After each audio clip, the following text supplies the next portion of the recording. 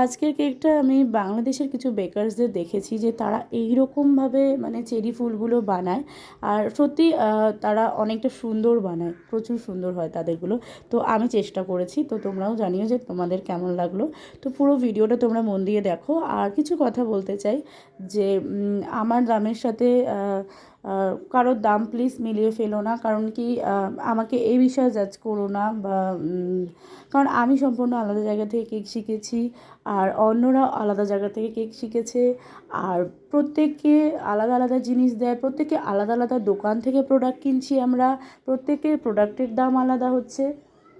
তো আর প্রত্যেকেই মানে ইনগ্রেডিয়েন্টসগুলো যেগুলো ব্যবহার করি, সামগ্রীগুলো, সেগুলো সবার পরিমাণ সেম থাকে না। সে কিছু ব্যবহার করছে, সেটা আমি হয়তো করছি না, যেটা আমি করছি সে করছে না, এরকম একটা ব্যাপার থেকেই যায়।